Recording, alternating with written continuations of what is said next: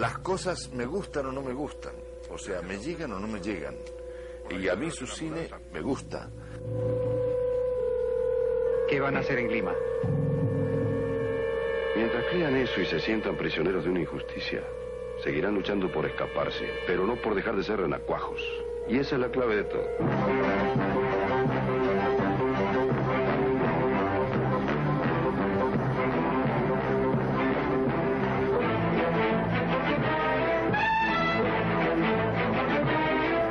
Una fuerza desatada de la naturaleza. Su presencia era muy impactante. Él entraba a la clase e impactaba, ¿no?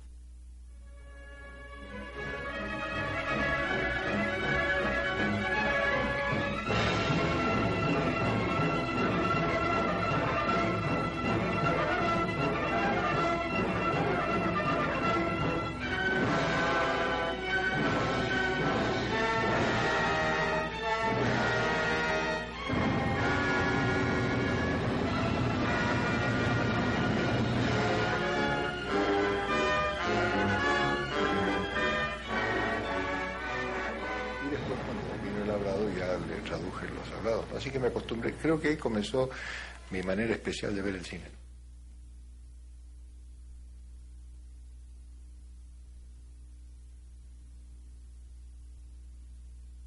Es una tontería, ¿no? No sirve para un carajo. El lenguaje cinematográfico es un lenguaje autónomo que no tiene nada que ver con la literatura, ni con el teatro, ni con nada, ¿no?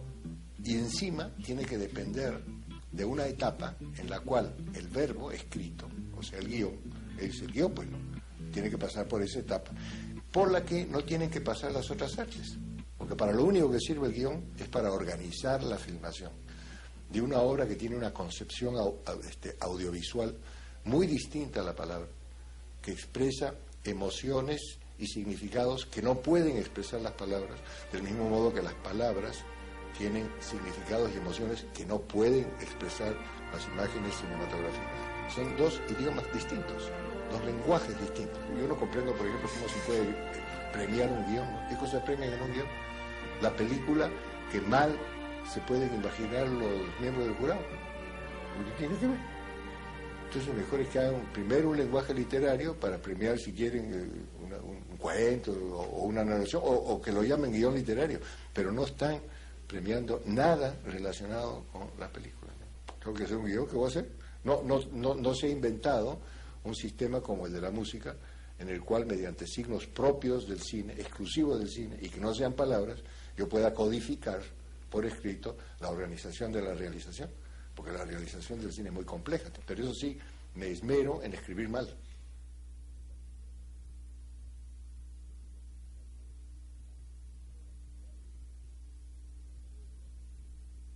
Yo creo que deja de lado varias cosas importantes, por ejemplo, la dirección de actores, ¿no? Las películas de Armando Robles están muy sustentadas en los actores y en los personajes, a pesar de que él pueda decir que no. No saben nada, aunque les diga lo que les diga. Yo les digo todo, no entienden nada. Y lo que entienden basta. Yo llegué de una grabación y me puse a leer el libro, y cuando terminé me alarmé mucho porque no entendía nada. No entendía nada. Digo, descansaré un rato y lo vuelvo a leer. Descansé un par de horas, lo volví a leer igual que antes. No entendía nada. Entonces, se comunica él conmigo, Armando, y me dice, te dejé el libro, ¿lo has leído? Sí, lo leí. ¿Y lo vas a hacer? Y yo le pregunté si era necesario entenderlo para hacerlo. Y él me dijo, no necesariamente, así que finalmente hice el libro. La actuación se limita en una medida importante a la presencia de los actores, pero tampoco creo que sabe valorar la presencia o potenciar la presencia del actor. No comprendo cómo un actor actúa, ¿no? Le tengo una envidia así tremenda, ¿no? Es más que admiración, es envidia, porque ¿cómo hace, no? Es una maravilla, ¿no? Esa capacidad que tiene el actor de expresar a veces emociones que no comprende del todo, ¿no? Y las expresa, ¿no? Es un enigma, ¿no?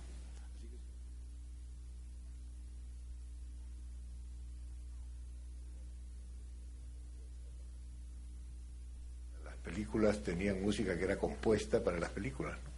Cosa que uno pues no sabía nada de cine, no sabía de dónde salía esa música o qué demonios, ¿no?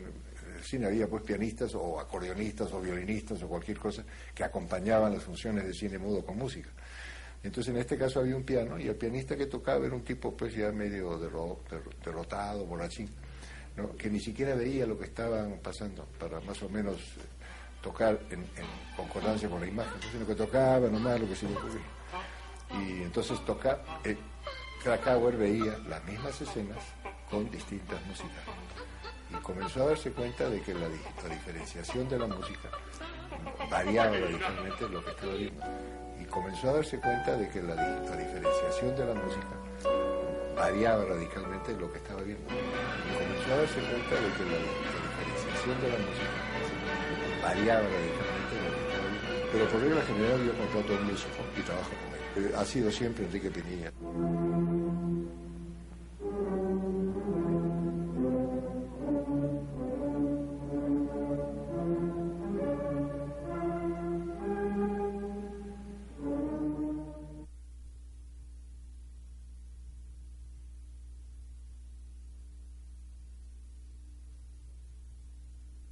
El montaje es la realización de la película.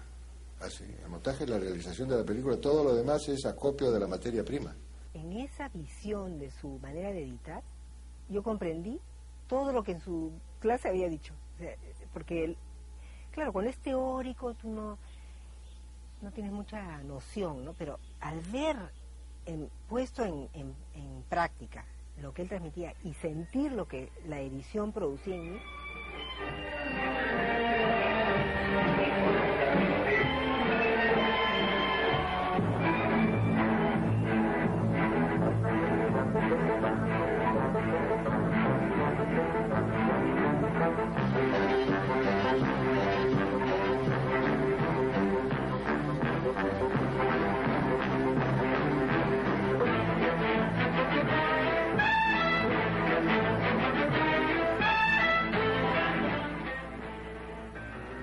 porque qué cosa hizo un montaje muy rápido donde aparecían como ráfagas del Señor de Luden mezclado con la pizza de uva, y una cosa que podía ser muy moderno, muy juego de efectos, como te digo, un poco fuegos artificiales, pero perdió toda su fuerza. Perdieron su fuerza las dos cosas. Un cine en el que las formas expresivas se imponían sobre el sentido, digamos, sobre el significado, a efectos de deslumbrar o de cautivar al espectador, ¿no? En un cine llamativo, diríamos vistoso, ostentoso, pero finalmente muy poco rico expresivamente. En la que te sientas en esta bendita mesa, solo, con la puerta cerrada con 4 llaves, solito, yo trabajo solo, y a crear se ha dicho. Y la materia prima que usas acá, ya libre del guión, libre de la palabra, libre de todas estas vainas, ya tienes todo el material, que es la materia prima, ¿no? Y con eso hace la película.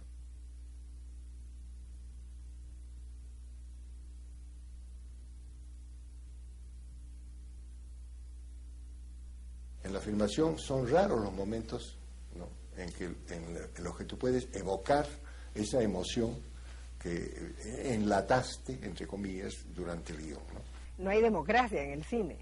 Finalmente es lo que el director siente, quiere, desea, eso es lo que se va a hacer. Una especie de virtuoso y trata de demostrar, a veces con exceso, su virtuosismo, ¿no?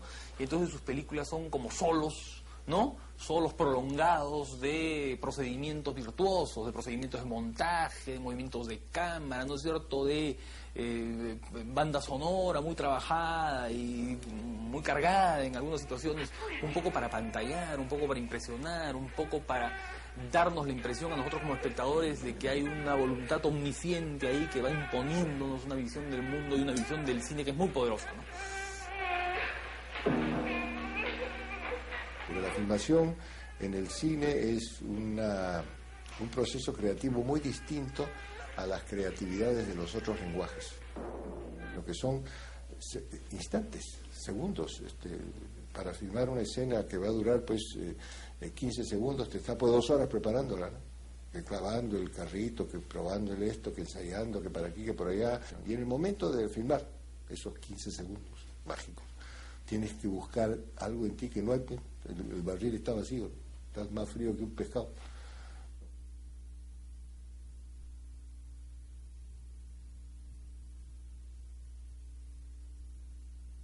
Toca temas humanos de una manera tal que me llegan, las comprendo, las situaciones, me llegan los personajes, me llegan los textos, me llegan las palabras, me llega lo que se transmite a través de la película, me llegan las imágenes. Entonces, es eso lo que me gusta de su cine.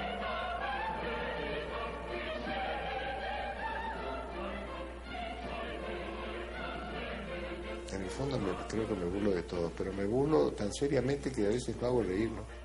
Cuando se trata de la muerte me cuesta mucho trabajo burlarme. A mí, yo soy un jodido, ¿no? A mí me gusta mucho tomar el pelo y soy un polemista y qué sé yo. Pero de la muerte no, soy considerado porque comprendo que se trata de algo, y lo he visto muchas veces, ¿no? Un tema muy delicado, ¿no? Que mueve los conchos de todo el mundo, ¿no? Pero lo hago para hacerme amigo yo de mi propia muerte. O sea, yo no estoy hablando de, cuando hablo contigo de la muerte, si algún día conversamos, yo no voy a hablar de tu muerte, voy a hablar de la mía. Porque lo que quiero es comprender mi muerte, hacerme amigo de mi muerte y morir como y cuando me dé la gana. No morirme, sino morir, son dos formas del verbo, ¿no?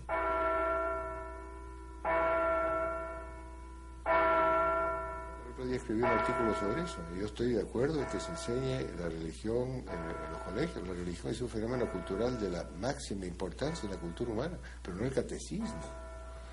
La religión es la religión es el cristianismo, el budismo, el sufismo, el fenómeno religión. No, aquí lo que quieren es que Padre nuestro que estás en los cielos, no pues, no se trata de eso. Se trata de eso también, porque eso es una religión muy importante, pero dentro del contexto del fenómeno cultural, filosófico, ¿no? Y hasta poético, que es la religiosidad del ser humano, que se manifiesta de mil maneras distintas, ¿no? Sí proyecta inquietudes personales, sí proyecta su manera de ver las cosas. Lo que pasa es que esta proyección personal se manifiesta en un tratamiento cinematográfico bastante discutible. Es un cine que si lo revisamos, tiene muchísimo que ver con la realidad peruana. Me gusta, pero me gusta hasta lo paradójicos, ¿no? Que son mis paisanos, ¿no? Que somos, yo también soy paradójico. Un tipo como yo haciendo cine, pues, una paradoja increíble.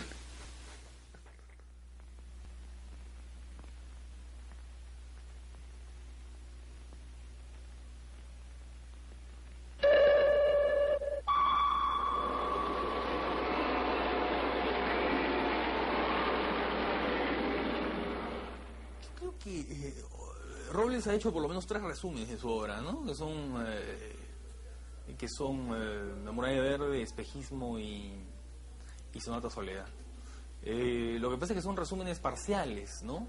De diferentes periodos o diferentes momentos de su obra. Es difícil hablar de estas cosas porque se tienen que ver, ¿no? No es una cosa que se puede explicar.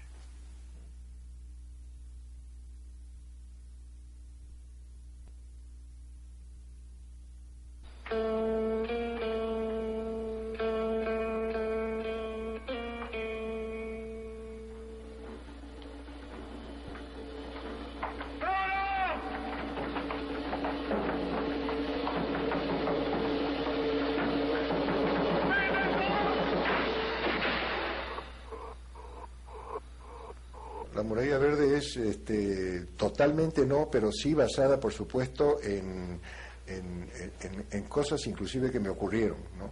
Pero por supuesto convertidas en pura ficción, ¿no? Pero la filmé inclusive en el mismo lugar donde yo había vivido, en la chacrita que hice en Tingomaría en los años que fui colono, y fue pues una experiencia muy emotiva, 20 años después volver ahí, construir una casita igual a la que...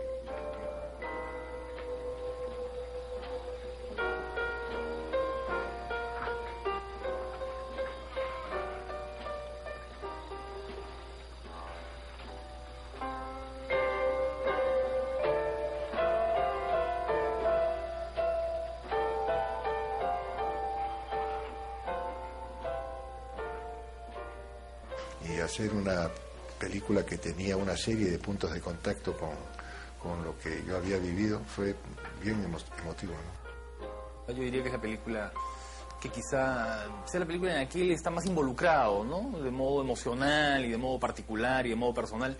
Tal vez porque recrea un episodio que él conoce muy cerca, que es el episodio de la colonización en la selva, ¿no? En la que él participó, en fin, bastantes años antes, ¿no? Cuando él tuvo esa participación, estuvo viviendo en la selva con su familia. Es la historia de este personaje de un individualismo muy radical, ¿no? Que se enfrenta un poco contra la burocracia y contra todos los obstáculos, ¿no? Y que trata de vencer la selva misma y trata de vencer todas las cortapisas que le impone pues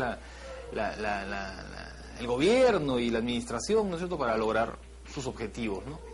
Y un poco el estilo... Pero si yo hice mi solicitud en Tingo María y me dijeron que no eran necesarios más informes.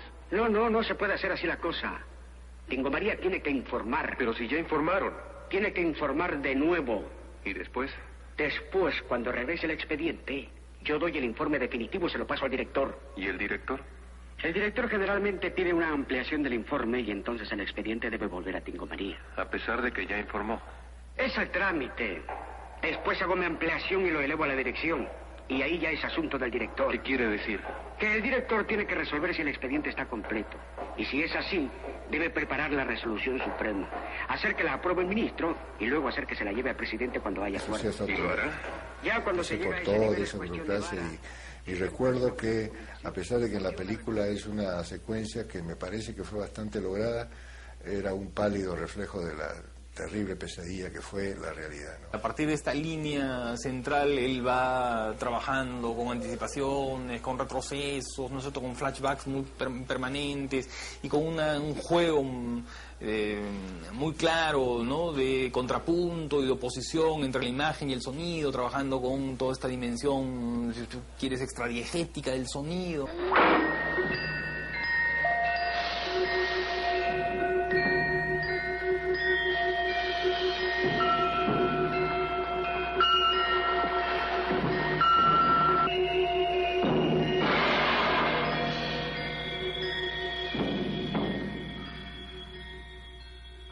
Ahora, el estilo de Robles ahí ya está muy delimitado, ¿no? Muy claro, ¿no?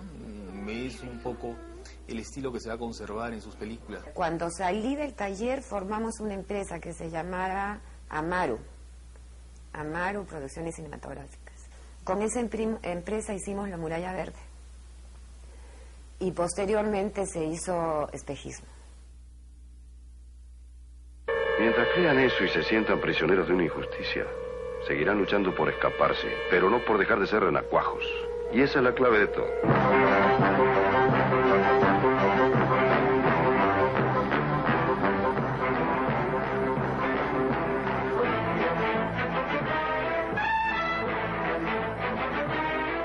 Un buen día, me contó él después, ¿no?, que estaba caminando por la calle con un amigo y pasaron delante de un cine y se anunciaba La Muralla Verde, ¿no? A La Muralla Verde. Entonces Batieski le dijo al amigo: oye, mira, vamos a entrar a reírnos un rato porque esta es una película peruana. Y entraron y no se rieron, ¿no? Salió muy impresionado. Y entonces me buscó y me dijo: mire, yo quisiera conocerlo porque me gustaría muchísimo trabajar con usted en la forma que sea para hacer una película, ¿no? Coproducirla, producirla, en fin, lo que usted desea. Yo tengo un guión. Entonces le dije: no, mira, no me gusta. Ni hablar, ¿no? Entonces me dijo: bueno, haz tú un guión. Entonces yo le dije: bueno, perfecto, yo voy a ser entonces leal contigo. Tú eres franco conmigo, yo también contigo. Yo voy a hacer una película donde hay un muchacho que quiere jugar fútbol, que vive en los Arenales y todo, pero déjame hacerla de mi manera. Y bueno, me dio total libertad creativa, no se metió para nada, para nada.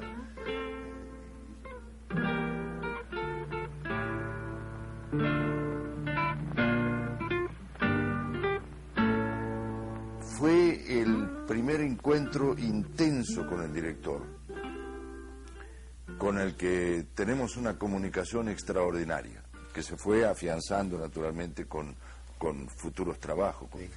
Yo había decidido que él fuera el que hiciera el papel me gustaba, y no lo encontraba por ninguna parte, había desaparecido de él.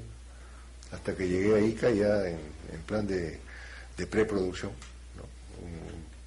un par de meses antes.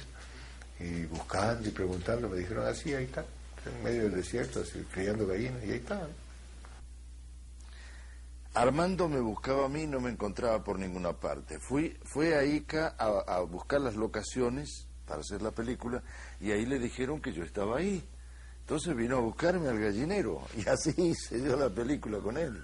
Del gallinero al lugar de la filmación.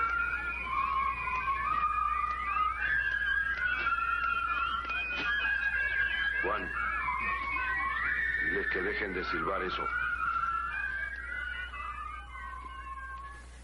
Espejismo es una película que para mí refleja lo mejor de Armando y lo peor de Armando. Espejismo me parece la película más rescatable, diría yo, porque creo que en alguna forma logra en esta película algo que en otras películas no logra, que es esta visión medio fantasmática, ¿no? Los personajes como fantasmas de sí mismos, el desierto de Ica y el mundo de la hacienda iqueña. Pero, claro, si nos situamos, por ejemplo, a nivel de las actuaciones, a nivel de la contextura de los personajes, vamos a notar esto que aparece casi como una constante, ¿no? Esta distorsión o falsedad de las voces o de los diálogos. A tal punto que en muchos momentos uno dice, bueno, mejor que no haya texto hablado, mejor que no hayan diálogos, que las imágenes se muestren por sí solas sin elemento verbal o elemento vocal.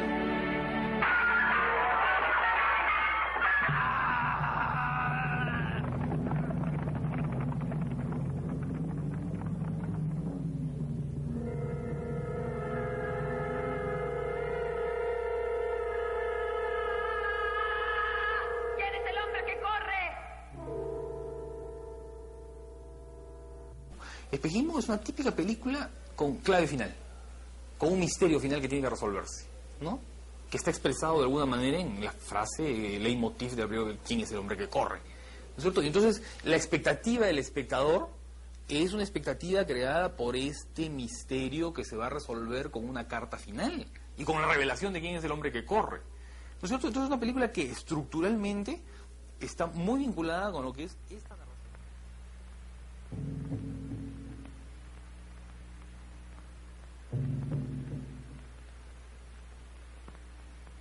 ¿Quién es el hombre que corre?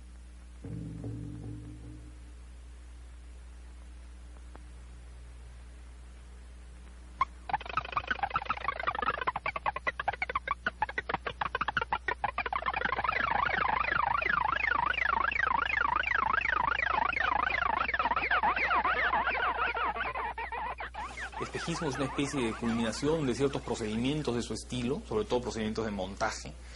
Y Sonata Soledad yo creo que muestra el lado más hermético y sobre todo la apuesta por el camino que conduce hacia el callejón sin salida de la comunicación, ¿no?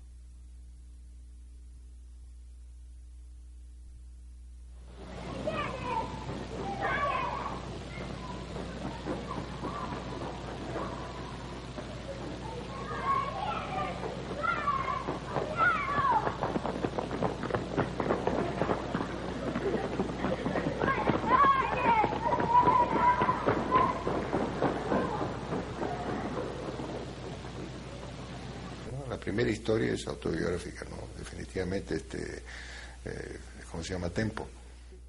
¿Qué quiere decir, padre? Que si te gusta, que si lo haces con placer.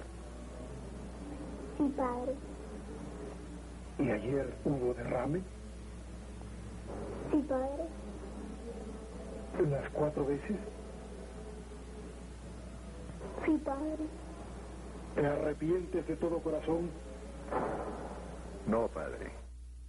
Sonata Soledad no fue en principio un largometraje, fue un corto que hacía Armando con los alumnos de la Universidad de Lima. A nosotros nos invitó, con Elvira, nos invitó a ser los protagonistas de ese corto.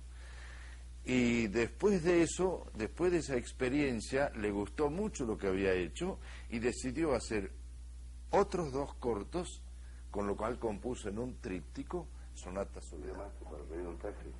Sí. pero me dijeron que la carretera está interrumpida. Ha llegado un carro. Me dijeron que no podían andar nada hasta mañana. Es una camioneta de esa que... ¿Qué te dijo el chofer? De Contrapunto no. Contrapunto es un cuento que escribí una vez y Variaciones también es otro cuento, ¿no?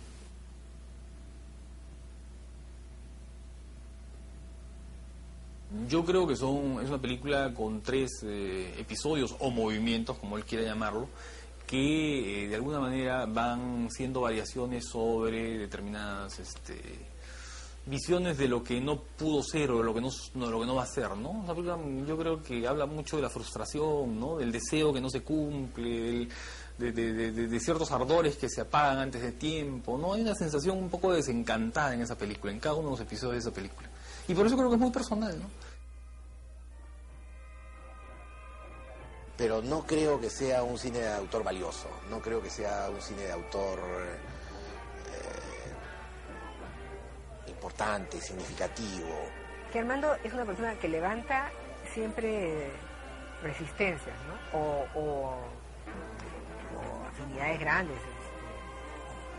No es el término medio, ¿no?